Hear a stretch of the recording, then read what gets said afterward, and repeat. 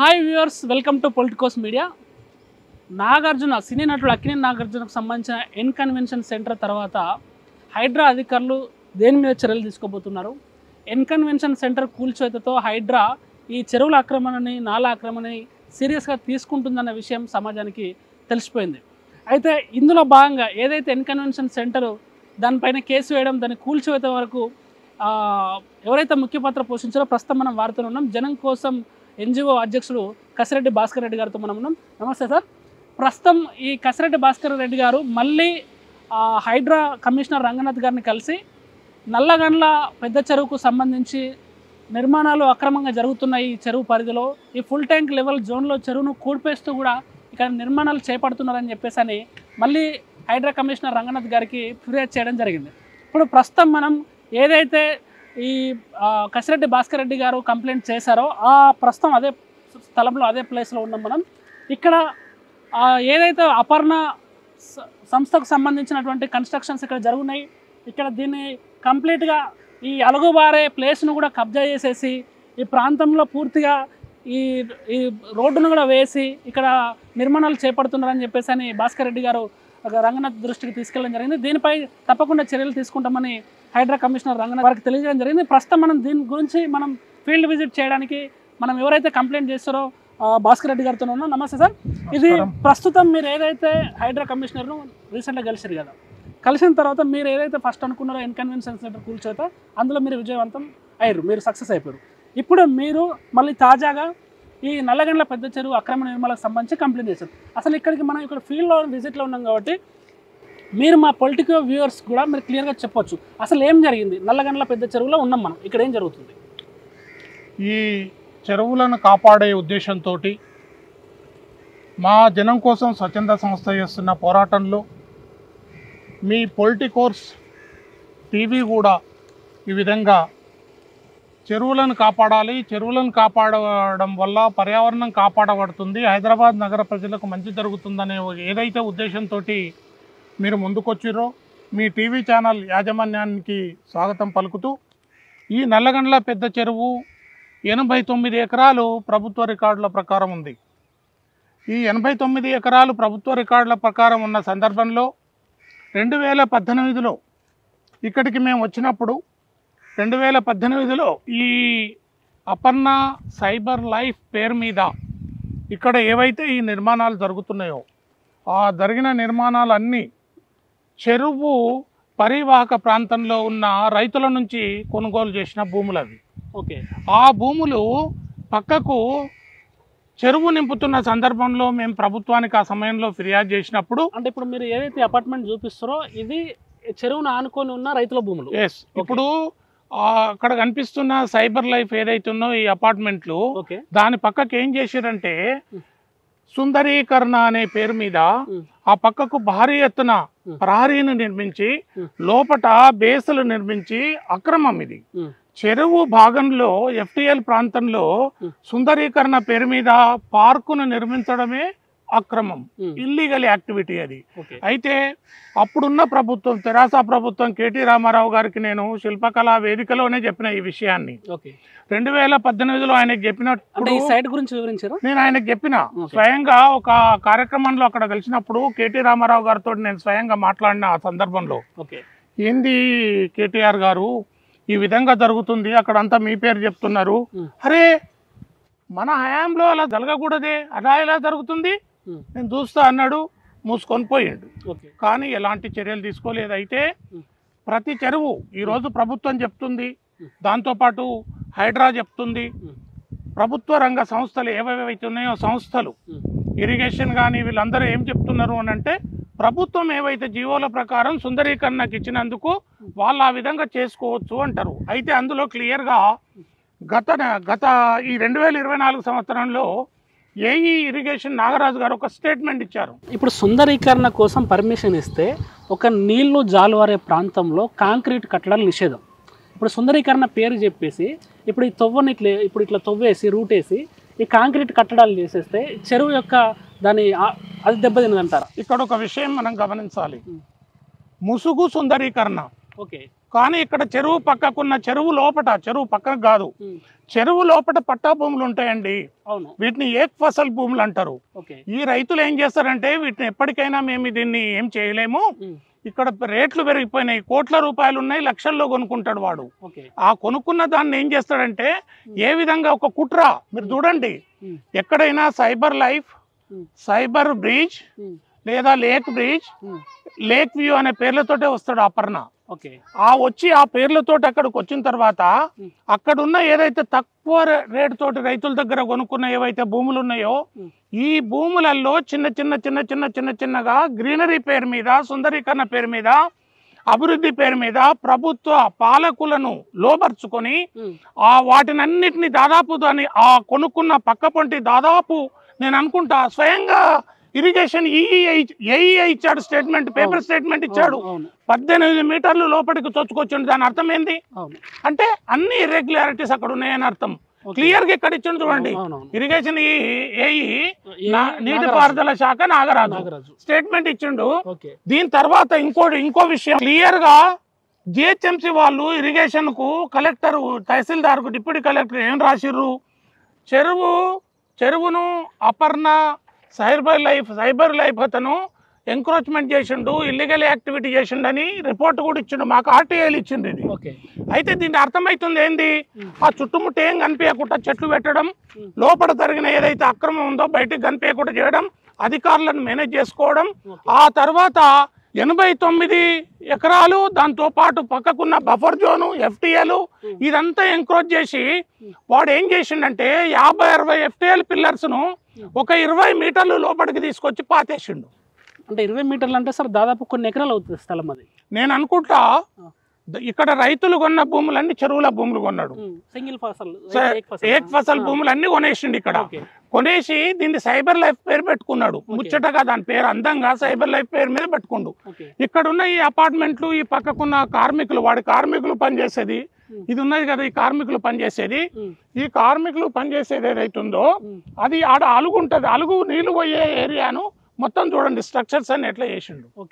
దాని తర్వాత ఆ చుట్టుముట్టు అక్కడి నుంచి కిందికి వస్తే ఇది మొత్తం అపర్ణ వాడిది. ఇంకో పెద్ద విషయం ఏంటంటే అక్కడ ఆ ప్రహరీ పక్కపంటి భారీ ఎత్తున 30 ఫీట్ల రోడ్ వేసిండు ఇక్కడ నుంచి ఆ చివరి వరకు, చెరువు స్టార్ట్ అయిన నుంచి ఎండింగ్ వరకు 30 ఫీట్ల రోడ్ వేసి అక్కడ ఒక అపార్ట్మెంట్ కట్టి అపార్ట్మెంట్లకు రోడ్డు తీసుకున్నాడు. దీన్ని బట్టి అర్థమవుతుంది ఈ రోడ్డు లేదు గతంలో, ఈ రోడ్డు చెరువులో వేసిండు, అక్కడ కట్టిన అపార్ట్మెంట్ కి ఈ రోడ్డు తీసుకుంటున్నాడు. అంటే ఇప్పుడు ఇక్కడ పక్కన నిర్మాణాలు కూడా చూడొచ్చు మనం, దానికి సంబంధించిన నిర్మాణాలు ఈ పక్కకున్న మొత్తం కిందంగా చెరువు అలుగుపోయే ప్రాంతం, ఈ అలుగుపోయే ప్రాంతంలో చూడండి ఇలాంటి నిర్మాణాలు చేయకూడదు. ఇదంతా అపర్ణ సైబర్ లైఫ్ కి సంబంధించి, దాని తర్వాత ఇక్కడ రెసిడెన్షియల్ కాంప్లెక్స్లు చేసి వ్యాపారం చేసుకొని అమ్ముకున్నాడు అపర్ణ వాడు. మరి ఇదంతా ఎట్లా దీన్ని ఏదో అభివృద్ధి ఎట్లా అంటారు దీన్ని? ఇప్పుడు జిహెచ్ఎంసీ అధికారులకి గత ప్రభుత్వాలకి ఈ విషయం తెలుసు అంటే వాళ్ళు తెలిసి కూడా వాళ్ళు ఎందుకు చేయడం జరిగింది అంటే ఇక్కడ ఏం జరిగిందన్నట్టు అసలు అంటే అధికారులు, పార్టీలు, ఆ ప్రభుత్వాలు కుమ్మక్కై చేసిన చర్యగా భావించవచ్చు దీన్ని? హెచ్ఎండిఏ పరిధిలో గవర్నమెంట్ ఇచ్చిన దాని ప్రకారం 2500 పైచిలకు చెరువులు ఇప్పుడు వాళ్ళు ప్రకటించారు. దాంట్లో కేవలం 56 చెరువులు మాత్రమే సుందరీకరణకు ఎందుకు ఇచ్చింది ప్రభుత్వం? ఇందులో కుట్ర ఉంది. ఇందులో లాజిక్ ఏంది? అప్పుడు ప్రభుత్వ పెద్దలు ఈ అపర్ణ, వాసవి ఇలాంటి ఎన్నో సంస్థలు ఉన్నాయి కదా, వీళ్ళందరూ పెద్ద పెద్ద కంపెనీలన్నీ చెరువుల పక్కకున్న ఏక్ ఫసల్ భూములన్నింటినీ కొనేసి ఆ చెరువుల్లో ఇలాంటివి ఆక్రమించి రైతులు ఏ విధంగానైనా వాళ్ళకి ఎంత వస్తే చాలు అనుకొని ఇచ్చేస్తే వాళ్లకు డబ్బులు ఆశ చూపి కొనుక్కొని. రైతుల ఆలోచన ఏంటంటే సార్ ఏక్ ఫసల్ భూములు కాబట్టి ఇక్కడ పెద్ద వాళ్ళకి వచ్చే ఆదాయం కూడా ఏముండదు. అవును. సో ఎట్లాగూ రేటు పెరిగింది కాబట్టి బయట మార్కెట్లో కోట్లలో ఉంటే వీళ్ళు లక్షలకు అమ్ముకున్నా మాకు లాభమే కదా అని వాళ్ళు అనుకుంటారు. వీడు అపర్ణ వాడు కొనుక్కున్న సమయంలో ఈ ప్రాంతంలో 2 కోట్ల ఎకరా ఉంది. వాడు కొన్నది 20 లక్షలు, 30 లక్షలు, 40 లక్షలకు రైతుల దగ్గర కొనేస్తారు. కొనేసిన తర్వాత ఏం చేస్తారు వీళ్ళు? ఆ సమయంలో ఏం చేస్తాడంటే గిదే ప్రభుత్వ పాలకులను దగ్గర చేసుకొని అధికారులను మచ్చిగా చేసుకొని లంచాలు ఇచ్చి ఎఫ్టీఎల్ నేను ఇప్పుడు ఛాలెంజ్ చేస్తున్నా ఈ సందర్భంగా మీ పొలిటికోస్ ఛానల్ ద్వారా అప్పుడున్న ఇరిగేషన్ అధికారులను దీనికి బాధ్యులు చేయండి. ఖచ్చితంగా పాత మ్యాపులు తీయండి. ఓకే. ఇప్పుడు అపర్ణ కన్స్ట్రక్షన్ వరకు నీళ్లు ఉండే, ఇవి చెరువును ఇటు తిప్పేసిండ్రు, మీరు గమనించండి. ముందు కలుగుండే సార్. ఎస్, ఆడ అలుగుంది. ఇప్పుడు ఇదంతా అలుగుపోయే వాటర్, ఇదంతా కిందకి పోవాలి నీళ్లు. అలుగు పోయిన తర్వాత అలుగు అవతల కూడా చెరువు కట్ట ఉండేది. ఇప్పుడు ఏదైతే ఆ ప్రహరీ ఉందో ఆ ప్రహరీ లోపల వరకు నీళ్ళు వచ్చేవి. గత ఓల్డ్ మ్యాప్స్ తీస్తే ఖచ్చితంగా ఇది బయటకు వస్తుంది. చెరువుకు సంబంధించిన ఏవైతే ఉన్నాయో గత ఓల్డ్ గూగుల్ మ్యాప్స్ తీస్తే ఖచ్చితంగా ఇది అర్థమవుతుంది.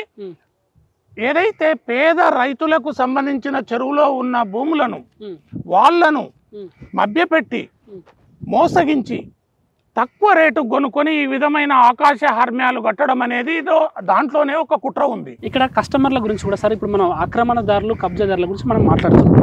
ఎవరైతే ఇప్పుడు ఇందులో ఫ్లాట్స్ క్రయ విక్రయాలు జరుగుతున్నాయో, కస్టమర్లు ఎవరైతే కొంటారో ఇక్కడ నివాసం ఉండడానికి, వాళ్ళు ఇప్పుడు అందరూ కూడా లేక్ వ్యూ అని, లేకపోతే సైబర్ వ్యూ అని, లేకపోతే మీకు ఒక మంచి సీనరీ కనిపిస్తుంది చెరువు పక్కన సుందరంగా అని చెప్పేసి, ఇలాంటి వాటి కొనే కస్టమర్లకు మీరు చెప్పేది ఏంటి?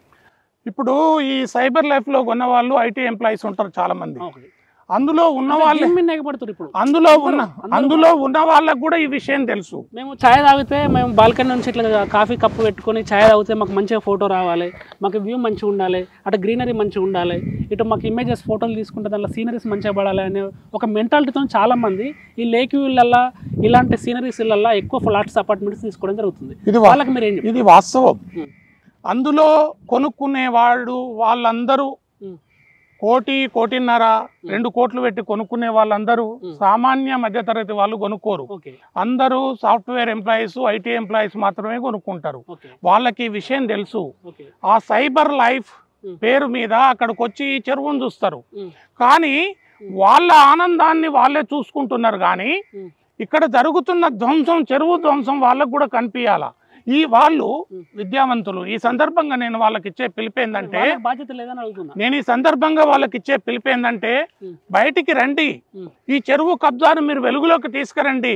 మీ డాక్యుమెంట్స్, మీకున్న లేఅవుట్, మీరు గతంలో ఫస్ట్ వచ్చినప్పుడు చూసినప్పుడు ఏ విధంగా ఉండే, అక్కడ దాదాపు 5-6 ఎకరాలు బయటికి చొచ్చుకొచ్చి మీ పిల్లలు ఆడుకోనిక చేసిన ప్లే గ్రౌండ్ కూడా చెరువే. ఆ చెరువు పక్కకేసిన ప్రహరీ మొత్తం చెరువులో ఉంది. దాని పక్కకేసిన 30-40 ఫీట్ల రోడ్డు మొత్తం చెరువుల నుంచి తీసుకుపోయి అక్కడ వెనుక పక్కకు ఇంకో అపార్ట్మెంట్ అపర్ణ వాడే కట్టిండు. సో ఇప్పుడు దీనిపైన హైకోర్టు కూడా తాజాగా నల్లగండ్ల చెరువుకు సంబంధించి ఒక అక్రమ నిర్మాణం గుర్తించినట్టు మనకు ప్రెస్ రిలీజ్ కూడా వచ్చింది సార్. అంటే దాని మీద చర్యలు చేపడతాము అని మీకు ఏమన్నా రంగనాథ్ గారు మీరు కంప్లైంట్ ఇచ్చిన తర్వాత ఆయన దగ్గర నుంచి వచ్చిన స్పందన ఏంటి? 2018లో మేము వేసిన పిల్లో హైకోర్టు ఆదేశాలు ఇచ్చింది. 2018 నుంచి 2020 వరకు ఎలాంటి చర్యలు తీసుకోకపోగా అప్పుడున్న అధికారులు, ఇరిగేషన్, జిహెచ్ఎంసి, రెవెన్యూ అందరూ కూడా అపర్ణ దానికి సహకరించారు. ప్రభుత్వము, అధికారులు అపర్ణ మిలాఖతై చేసారు 2020 వరకు. 2020లో ఏదైతే 2020లో మేము ఇవన్నీ మళ్ళీ అక్రమాలు జరుగుతున్నాయని కంటెంప్ట్ కేసు ఫైల్ చేసినాం అదే హైకోర్టులో. దాంట్లో కూడా హైకోర్టు ఆర్డర్ ఉంది. 2020లో కూడా ఈ అధికారులు అదే పాట పాడుతుండ్రు. అపర్ణ సైబర్ లైఫ్కే ఫేవర్గానే పాటలు పాడినరు. వాడు ఎట్లా కబ్జాలు చేస్తుంటే చూసుకుంటూ పోయిర్రు. కానీ 2024కు వచ్చేసరికి ఈ యొక్క స్థానికంగా వచ్చిన ఏదైతే మాధ్యమం ఉందో ప్రెస్, దాని ద్వారా కొన్ని 2-3 స్టోరీలల్లా పక్కా ఏఈ నాగరాజ్ అనేవాడు స్టేట్మెంట్ ఇచ్చిండు. 18 మీటర్లు అపర్ణ సైబర్ లైఫ్ లోపలికి వచ్చిందని మీడియాకి ఇచ్చిండు. అది ఇచ్చిన తర్వాత ఇంకోటి కూడా ఇచ్చిండు నాగరాజ్ అనే అతను. ఈ నాగరాజే కదా, నాగరాజ్ అనే అతను ఏమి ఇచ్చిండంటే, మేము ఎన్ని లేఖలు రాసినా, ఇది బాగా వినండి, మేము ఎన్ని లేఖలు రాసినా జిహెచ్ఎంసి ఎలాంటి చర్యలు తీసుకోవడం లేదు అనేది స్టేట్మెంట్ ఇచ్చిండు. అయ్యా జిహెచ్ఎంసి జోనల్ కమిషనర్ గారు, మీరు ఎందుకు చర్యలు తీసుకోవట్లేదు? ఏమేం లేఖలు వచ్చిన ఇరిగేషన్ నుంచి, ఇవి ధ్వంసమైంది చెరువును కబ్జా చేసిండు అపర్ణ సైబర్ లైఫ్ పేరు మీద అనేది ఇరిగేషన్ వాళ్ళు ఇచ్చినా కూడా మీరు ఎందుకు చర్యలు తీసుకుంటలేరు? ఈ సుందరీకరణ పేరు మీద వానికి ఎందుకు దీన్ని తాకట్టు పెట్టిరని ఆర్టీఐలో అడిగితే, ఆర్టీఐలో నిజమే అపర్ణ సైబర్ లైఫ్ ఎంక్రోచ్మెంట్ చేసింది, ఆ ఎంక్రోచ్మెంట్ విషయంలో తగిన చర్యలు తీసుకోవాలని మేము ఇరిగేషను అండ్ రెవెన్యూకు లేఖలు రాసినామని ఆ లేఖల కాపీలు నాకు ఇచ్చింది. ఈ లేఖల కాపీలు వచ్చిన తర్వాత ఈ లేఖల కాపీలు పేపర్లలో వచ్చిన ఏదైతే స్టోరీలు మా దగ్గర ఉన్న గతంలో ఉన్న కోర్టు ఆర్డర్లు తీసుకొని మనది హైడ్రా ఏదైతే రంగనాథ్ గారిని 2 రోజుల క్రితం కలవడం జరిగింది. వారికి ఫిర్యాదు ఇచ్చినాము. దాని ఏమేమి ఆధారాలు ఉన్నాయో మొత్తం ఇచ్చినాము. రంగనాథ్ గారు కూడా సానుకూలంగా స్పందించారు. మరి ఏం చర్యలు తీసుకుంటారు, లేదా అందరిలాగానే ఈయన కూడా ఆ పెద్ద పెద్ద నిర్మాణాలు బడా బిల్డర్లు అని చర్యలు తీసుకోకుండా ఉంటారా, లేదా చర్యలు తీసుకుంటారా? చర్యలు తీసుకోవాలనే జనం కోసం కోరుతున్నది. ఒకవేళ చర్యలు తీసుకుంటే సార్, ఒకవేళ ఇప్పుడు ఆ గోడ అక్రమ నిర్మాణం మనం చెరువులోకి చొచ్చుకొచ్చినట్టు మనకు అనిపిస్తుంది కదా, ఇప్పుడు ఏదైతే చర్యలు తీసుకుంటే ఇప్పుడు దాంట్లో ఫ్లాట్లు ఉన్న పరిస్థితి ఏం కావాలి? ఇప్పుడు వాళ్ళ నిర్మాణాల వరకు చెరువును విస్తరించి ఏదైతే ప్రహరీ కూడా చెరువులోనే ఉంది. ప్రహరీ తర్వాత పెద్ద కాంపౌండ్ వాల్ పెట్టిండు, అందులో పార్క్ చేసిండు. దాని తర్వాత ఇంకొక 30 ఫీట్ల వెడల్పు గల రోడ్డును ఈ నుంచి ఆడి వరకు వేసిండు. ఆ రోడ్డు ఇక్కడ నుంచి తీస్తే ఆ చివరి అపార్ట్మెంట్ల వరకు ఉంది. అంటే అక్కడ మొదటి నుంచి ఇక్కడ అటు నుంచి అట్లా వస్తుంది. అటు నుంచి ఆ రోడ్డుకు లింక్ అన్నట్టు ఆ చివరి అపార్ట్మెంట్ వరకు వేసిన 30 ఫీట్ల రోడ్డు గతంలో మేము వచ్చిన 2018లో వచ్చి ఫిర్యాదు చేసినప్పుడు FTL పిల్లర్లు అవతల ఉండే వాటిని ఇవతలకి జరిపి FTL పిల్లర్లను వాడే చేస్తున్నాడు అపర్ణవాడు. అక్కడ ఉన్న మట్టిని వాడే చేస్తున్నాడు. కాంపౌండ్ వాళ్ళు వాడే కడుతున్నాడు. పేరు మాత్రం సుందరీకరణ చెప్తున్నాడు. చెరువును కబ్జా చేస్తున్నాడు. ఫ్లాట్లన్నింటినీ అమ్ముకొని సామాన్యులకు IT ఎంప్లాయీస్ కు ఉద్యోగస్తులకు అమ్మి వాళ్ళను కూడా ఇక్కడ మోసం చేస్తున్నాడు. అంటే ఇప్పుడు వాళ్ళ పరిస్థితి ఏం కావాలి తర్వాత? మరి వాళ్ళ పరిస్థితి ఏమీ కాదు. బిల్డర్ చేసిన తప్పుకు బిల్డర్ బాధ్యత చేయాలి. రాష్ట్ర ప్రభుత్వం దగ్గర శక్తి ఉంది. తప్పు చేసినప్పుడు హైకోర్టు సుప్రీంకోర్టు ఆర్డర్లు ఉన్నాయండి. రికవరీ చెరువులల్లో ఎలాంటి నిర్మాణాలున్నా నిర్దాక్షిణ్యంగా తొలగించాలని సుప్రీంకోర్టు ఆర్డర్లు ఉన్నాయండి. ప్రభుత్వ ఆదేశాలు ఉన్నాయండి. లోకాయుక్త కూడా చెప్పిందండి. మరి ఇన్ని చెప్పిన తర్వాత ప్రభుత్వాలు ఎందుకు పెద్ద పెద్ద వాళ్లకు సహకరిస్తున్నారు అనేది జనం కోసం ప్రశ్న. అంటే ఇప్పుడు ఇంత డైర్గా, ఇంత బాజాప్తుగా, ఇంత ధైర్యంగా ఎవరి మద్దతు, ఎవరి సపోర్ట్ చూసుకుని వీళ్ళు ఇలాంటి నిర్మాణాలు చేపడతారు? కామన్ మ్యాన్ ఏదన్నా ఒక చిన్న 1 ఇంచు జాగనో, 1 మీటర్ జాగనో, 1 గజం జాగనో కలుపుకుంటే నాన్న రచ్చ చేస్తారు వీళ్ళొచ్చి. చిన్నగా ఏదన్నా డేరా వేసుకొని బతుకుతూ ఒక పేద వ్యక్తి అక్కడికి వచ్చి ఇది కాలుతోంది అనడం, కూల్చేయడం చేస్తారు కదా. సో అలాంటప్పుడు ఇంత డైరెక్ట్ ఇంత ఎకరాల స్థలాన్ని వాళ్ళు కబ్జా చేసేసుకుని అక్రమ నిర్మాణాలు చేపట్టడానికి వాళ్ళకి ధైర్యం ఎక్కడి నుంచి వస్తుంది? వాళ్ళు ఎన్నుకున్న శక్తులు ఏంది? వాళ్ళకి సహకరిస్తున్నారు. 2014లో ఎన్కన్వెన్షన్ విషయంలో నానా హడావిడి చేసిన వ్యక్తులే దీన్ని వెనుకున్నారు. 2014లో ఎన్కన్వెన్షన్ కూల్చివేత భాగోతం చేసిన కల్వకుంట్ల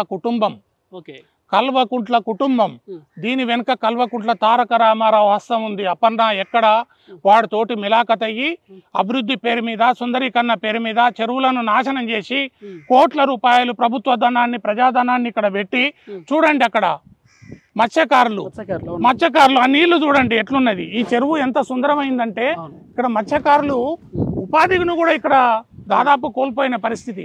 ఆ పక్కన దాదాపు అక్కడి వరకు దాదాపు 18 మీటర్లు అన్నాడు కానీ దాదాపు 50 మీటర్లు లోపలికి వచ్చింది.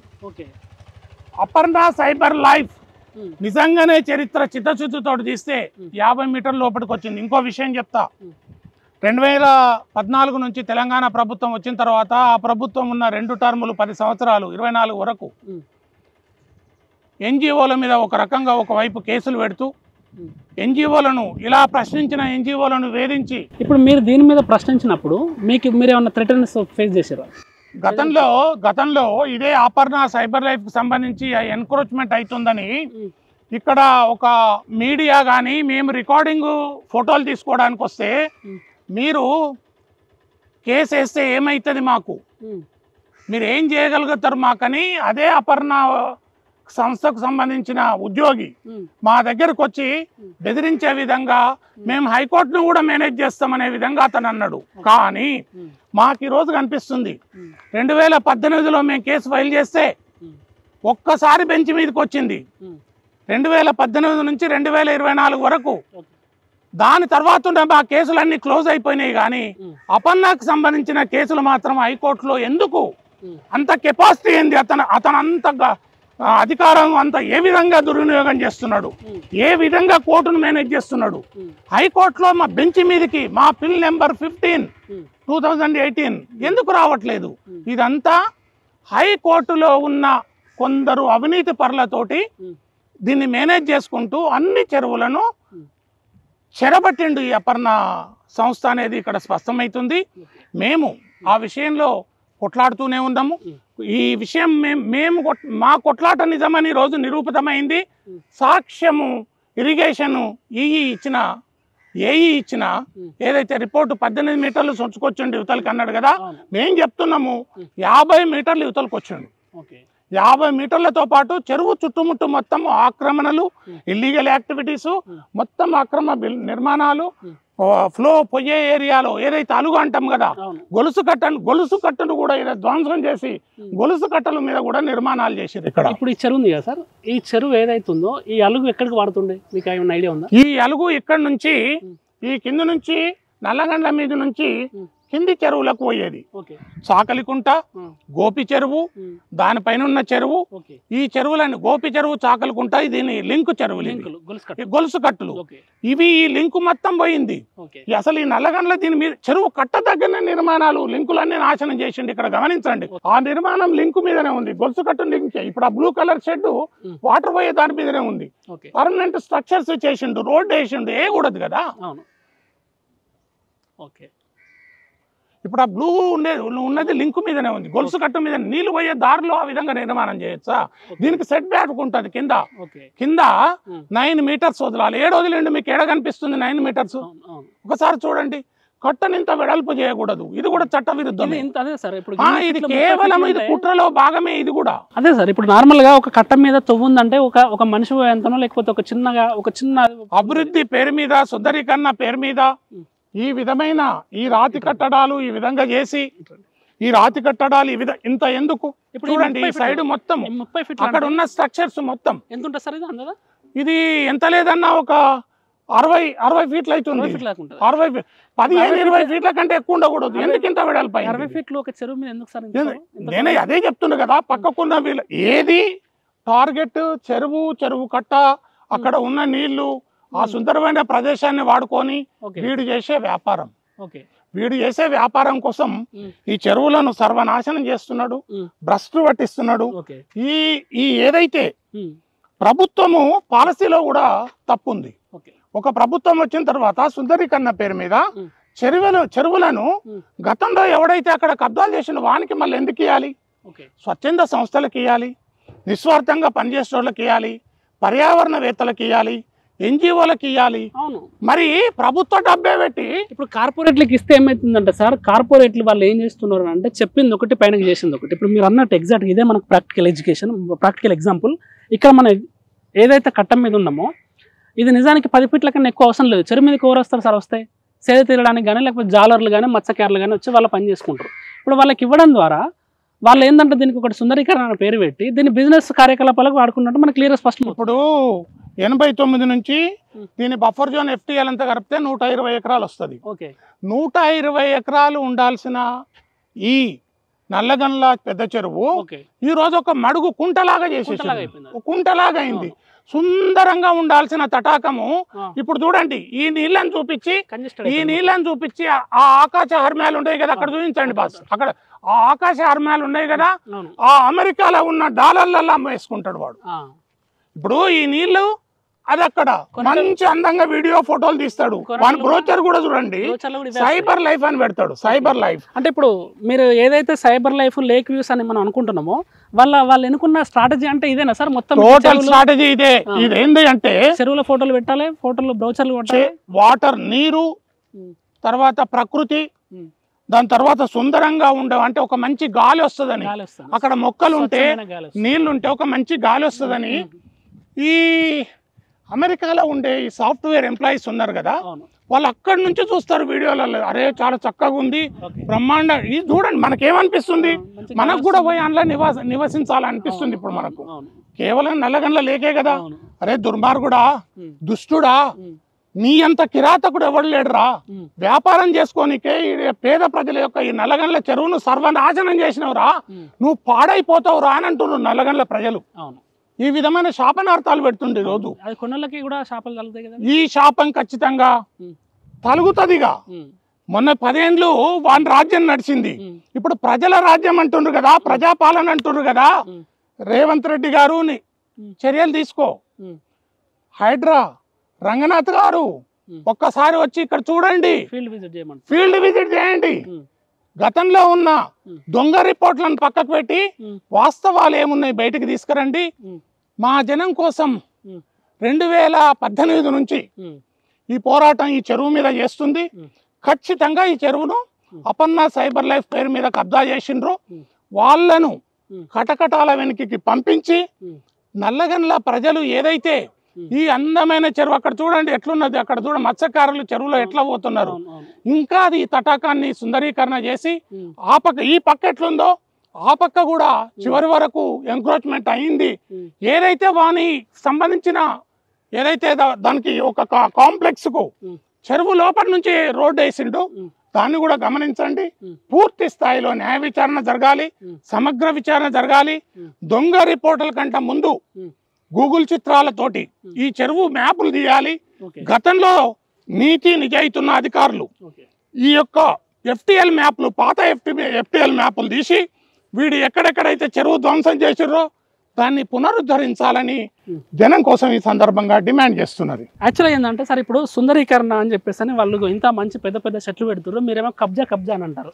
ఇప్పుడు ఈ చెట్లు పెట్టి మొత్తం దీన్ని గార్డెన్ చేస్తున్నాము, మొత్తం పచ్చదనం చేసి మేమే దీన్ని అడవిలాగా పర్యావరణాన్ని పరిరక్షిస్తున్నాము సుందరీకరణతోనే అంటున్నారు. అసలు ఎక్కడైనా మనం ఏ డ్యామ్ సైడ్ పోయినా లేకపోతే ఏ చెరువుల సైడ్ పోయినా కూడా ఈ సుందరీకరణ అని చెప్పిన బ్రిడ్జిలు కడుతున్నారు, ఇట్లా తొవ్వలేస్తారు, తొవ్వలేసి దారేసి వాటానికి ఇట్లా చిన్న చిన్న అవి వాటర్ పోవడానికి పెట్టేసి ఇగో ఇలాంటి పెద్ద పెద్ద చెట్లు పెడుతున్నారు. ఈ చెట్లు పెట్టడానికి గల కారణం ఏంటి అసలు? ఇదేంది?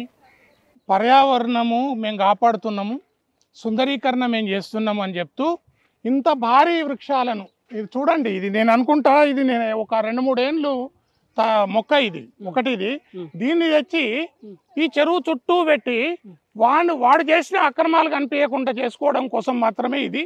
ఇందులో కూడా కుట్ర ఉంది. ఇది ఏం కుట్ర అంటే ఇది పెడితే పెరిగిపోయి ఏదైతే బిల్డింగ్ ఉందో అది కనబడదు. అంటే బయట ప్రపంచం అటు చూసేటోళ్ళకి ఇది కనబడదు. మొక్కలు కానీ బ్రహ్మాండంగా గ్రీనరీ కనిపిస్తుంది. మీకు అక్కడ కనిపిస్తుంది కదా, అక్కడ చూడండి. అది అంటే అందంగా కనబడాలి, అందంగా కనిపించాలి. వాడు చేసిన ఏదైతే విధ్వంసం ఉందో బయటికి కనిపించకుండా దాపు కోసమే ఈ మొక్కలు పెడుతున్నారు ఇక్కడ. వేరే ఏం లేదు. ఆ చేసిన విధ్వంసం చుట్టూ ఈ భారీ మొక్కలు పెట్టి అబ్బా ఎంత సుందరంగా చేసిండండి అపర్ణ వాడు.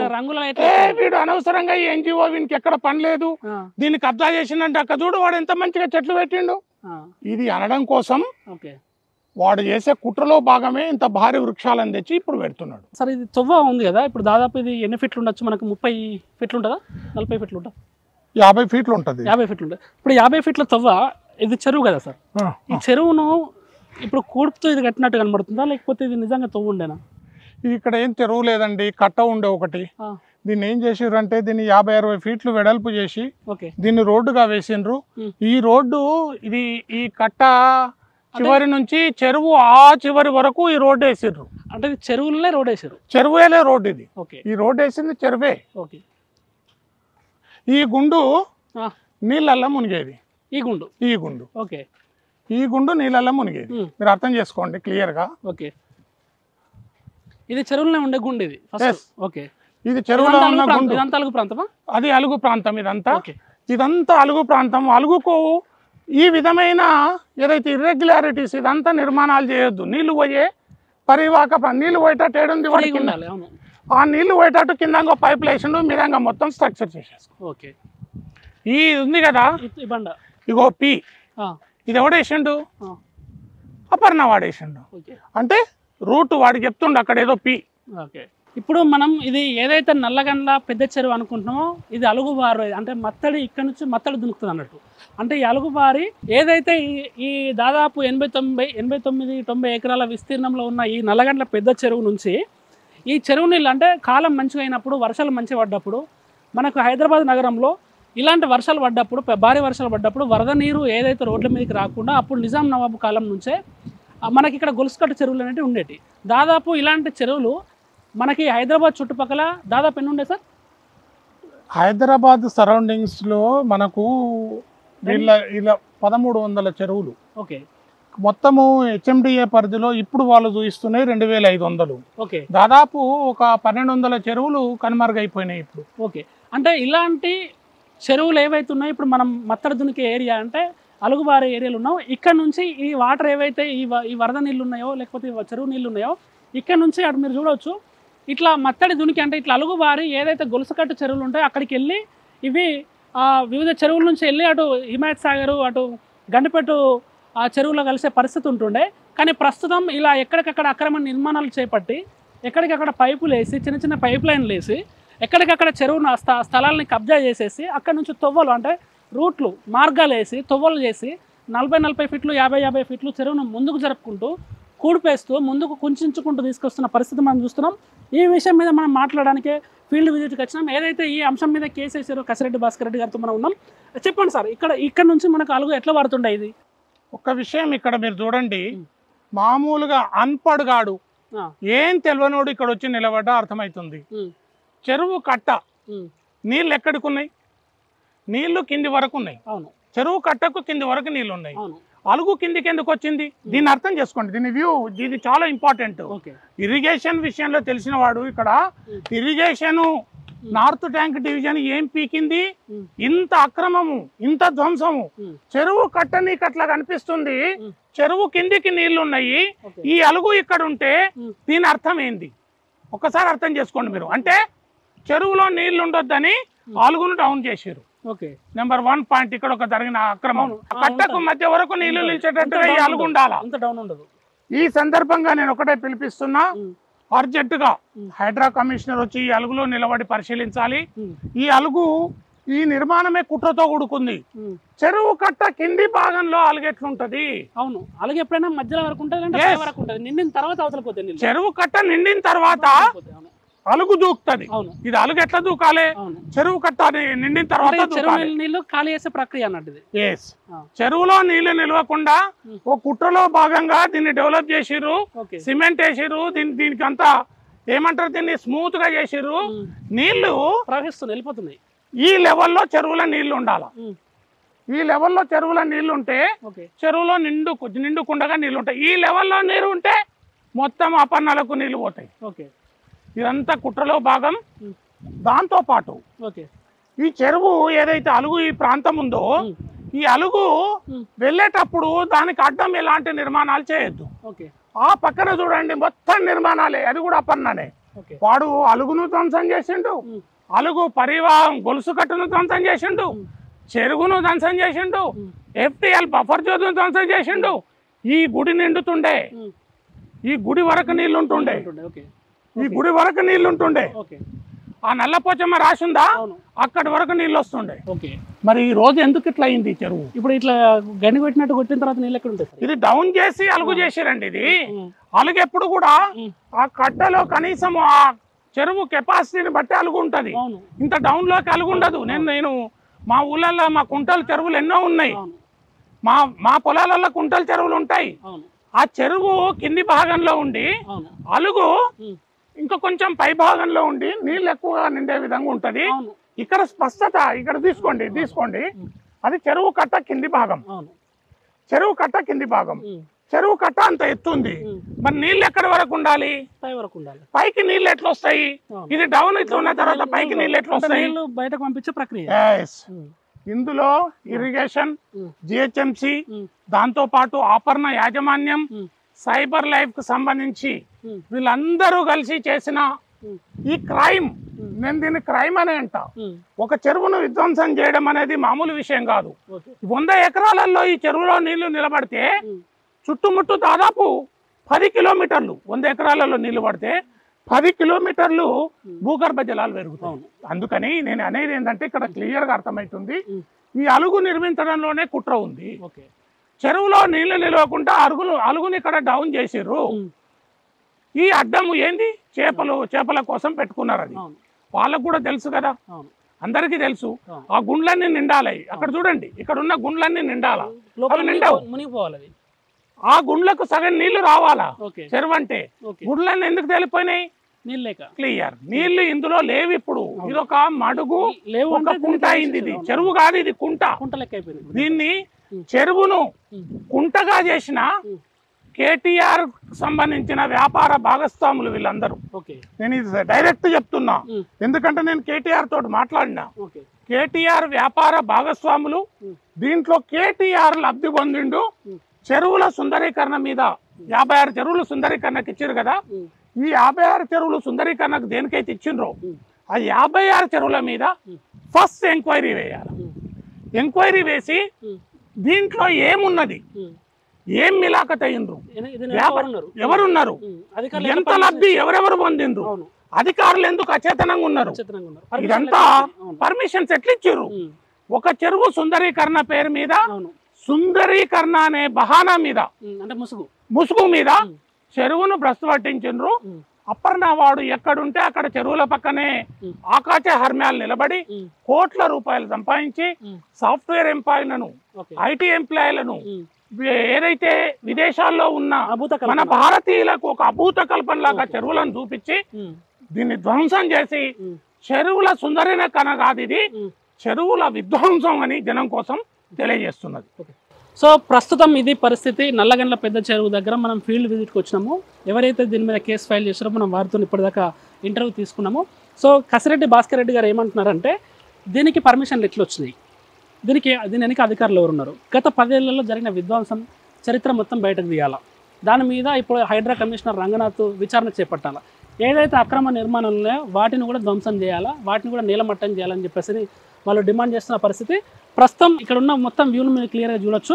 అంటే వీళ్ళు ప్రముఖంగా డిమాండ్ చేస్తుంది ఏంటంటే వీళ్ళు చట్టాల్లో ఉన్నటువంటి లొసుగులను, అంటే చెరువుల సుందరీకరణ అనే ఒక చట్టాల్లో ఉన్నటువంటి లొసుగులను వాడుకొని ఏదైతే కార్పొరేట్లు దాన్ని వాళ్ళు తీసుకొని, ఇప్పుడు నేను ఇక్కడ సాఫ్ట్వేర్ ఎంప్లాయీసు, ఐటీ ఎంప్లాయీసు, దాంతోపాటు విదేశాల్లో ఉన్న నా భారతీయ పౌరులకు విజ్ఞప్తి చేసేది ఏంటంటే, అంటే ఇప్పుడు ఈ విధ్వంసాలు వాళ్ళు కూడా పాల్పంచుకున్నట్టే కదా, విజ్ఞప్తి చేసేది ఏంటంటే వాస్తవాలు గ్రహించండి. మీ పక్కకున్న ఏదైతే సుందరీకరణ పేరు మీద ఏదైతే చెరువు మొత్తం దాదాపు నేను అనుకుంటున్నా ఒక 10-20 ఎకరాల మీద ఇది ఎఫెక్ట్ పడ్డది.